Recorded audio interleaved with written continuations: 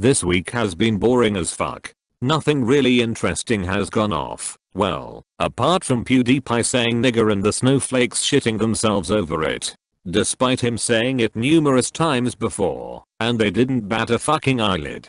Neither are they bothered whenever anyone else says it, especially in rap and hip hop music. Yeah, all we have managed to find to take the piss out of was the 10 questions blacks have for whites that not even BuzzFeed would touch.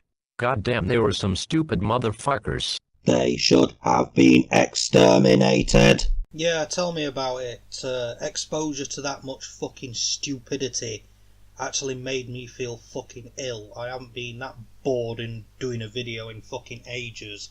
But, however, we do have a couple of semi-interesting news pieces, so we'll have a little look at those today, I think. Okay, so our first piece we have here today is an event which happened this morning. A improvised explosive device was detonated on the London Underground at Parsons Green Station, as we can see from the news piece here from the BBC. Now, nobody's actually been killed in this incident, although I think it said 18 people have actually been injured, basically getting flash burns and stuff like that. This improvised explosive device seems to have been some sort of, I don't know, incendiary device or device that basically they've done some homemade explosives and it hasn't worked properly. They've got no idea who it is. It wasn't a suicide bomber. It was an actual bomb that was left on a train, which has ignited and, caused a small explosion, but, nothing too big. So it's definitely the work of an amateur, because obviously, somebody who's a pro at making bombs and stuff like that, who's, converted an entire flat or something to a bomb factory, wouldn't do something like this. So they've got no idea who it is that's done it at the moment. They've probably got a few suspects in mind for it, but the police are looking quite heavily, and the matter's been treated as a terror incident. Yeah, but they call everything a terror incident nowadays. Well, yeah, they do, but one of the things that you have to think of is that putting a bomb on a train isn't exactly the same as trying to mug someone. Somebody has deliberately planned to build an explosive device and then put it on a train and, sit back and hopefully watch the fireworks. In this case, it hasn't happened. Thankfully, it hasn't happened. Yes, some people have got injured, but some of the injuries aren't really that serious, just a few burns and stuff like that. But thankfully nobody's died and there's not been any damage to property. Now, the other thing that's happened in response to this is that Donald Trump has made a couple of tweets, as we can see here. And he refers to the terrorist as a loser and, basically says that, Scotland Yard and stuff should, step up their game and everything like that. And, to be honest, I do agree with him. Terrorists are losers. If you resort to trying to, kill people that are just trying to get to work and stuff like that as a method of trying to impress whatever, ideology you have onto other people, then obviously your ideology is crap. So, you're making an attempt to do that does indeed make you a fucking loser. Secondly, where he says about Scotland Yard really needing to step up its game, it's true. It's the police have got their eye on various people who've been behaving suspiciously and not really doing anything about it. They're just watching them, kind of thing. I mean, the same thing happened with a few other sort of terrorist incidents that's happened in this country. The police have had an eye on them and not really done anything other than just keep their eye on them. So yeah, they really do need to be stepping up the game and going out and making some arrests and getting people off the streets, because if you just keep your eye on them till they commit a crime, you're a bit too late, really. So it's but the problem is quite a fine line between keeping your eye on people and just outright arresting them because you feel like it. If you just arrest people because you feel like it, then you end up with a police state, and we don't want to do that. So something does need to be done on this particular matter. It's just a shame that we've had yet another sort of bombing incident in this country again. Speaking of terrorists, what has those fuck nuggets in North Korea been up to? Well, it's interesting you should say that, being as that only this morning North Korea has fired yet another missile over the Japanese islands. This one reaching further than any of the previous ones have. And it's causing a fair bit of trouble, not only with North Korea's relationship with the Western powers, but it's also causing trouble between the Western powers' relationship with China. You see, because North Korea absolutely hates their southern neighbours, and they also hate the Japanese with a passion.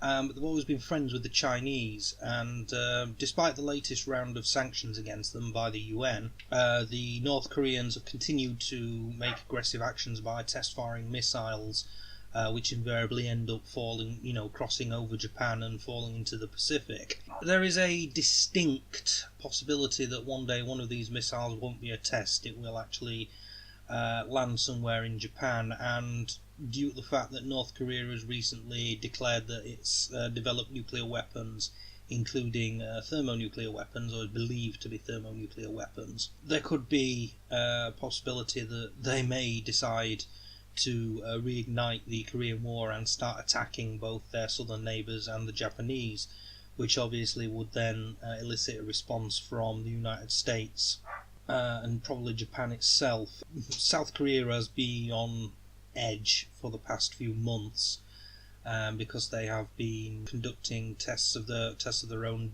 missile defence equipment, launching bombardments into the demilitarised zone as a show of force kind of thing.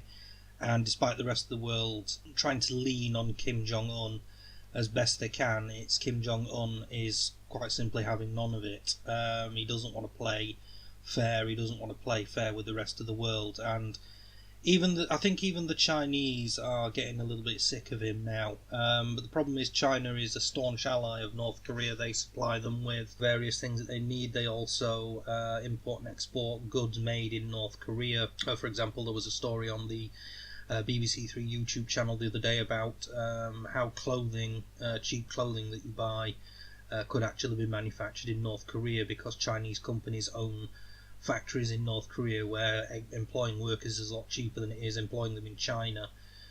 Simply what they do is the people make clothes there, then they export them to China, then the Chinese sort of finish them off by labelling them up and everything like that has been made in China and then shipping them all over the world. So by buying cheap clothes you could be indirectly funding the North Korean communist regime, although that particular concept is quite laughable, as that communists don't particularly like capitalism, or they're not supposed to anyway, but never mind. The thing between China and the rest of the world is that while the rest of the world is leaning on North Korea, China still wants to appear to be an ally to North Korea.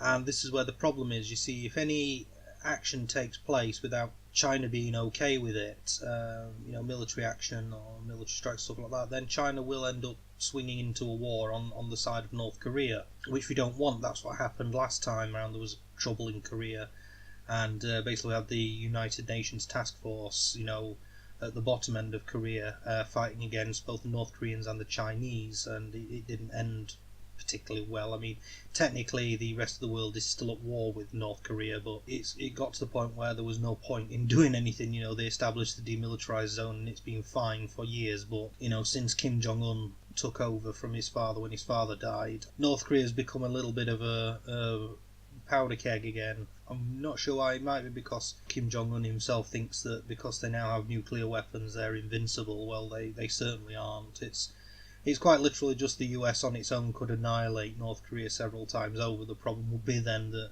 there'd be a stinking radioactive crater in that part of the world, which would fuck up everybody else that lived around it, including the South Koreans and the Japanese. So military action there, it needs to be one of basically non-nuclear intervention, if possible. But North Korea is basically asking for it. They're rattling their sabre so much now that it's getting to the point where something physical is going to have to be done to deal with them before long, being as that all the economic sanctions and things like that are basically having absolutely no effect whatsoever. So this is one to keep your eye on, basically. That was a ridiculously long ramble. If I had my way, I would just exterminate them. Well, this is the problem. You can't just go around nuking people, even though they are a complete pain in the ass, because it could very well trigger World War III, and we certainly don't want that. I wouldn't mind it. Be a good opportunity to show off my tier 1 operator skills. What, you mean like starving for days on end and then ending up beating an old woman to death because she's got a tin of beans and you don't? Yeah, that sounds fucking fantastic, doesn't it? Anyway, in other news, Ben Shapiro managed to deliver his speech at Berkeley as planned, although it cost $600,000 for security to ensure that there would be no trouble this time round, and 2 people ended up getting arrested for carrying weapons, as we can see here on screen. The one on the left had attacked a police officer and was found in possession of a weapon. The one on the right was also found in possession of a weapon on the premises, but they did not exterminate anyone. I just think it's fucking brilliant. This picture kind of sums up the whole, Antifa type thing. I mean, you've got the one on the left there, the 20-year-old young woman, who's smiling at the camera, for taking a mugshot. She thinks she's on some sort of adventure. She's going out and fighting evil and everything like that. She's basically fucking role-playing, live action role-play. Whereas the one on the right, is slightly older, but the stern expression on that face, basically we're looking into the face of a religious fanatic.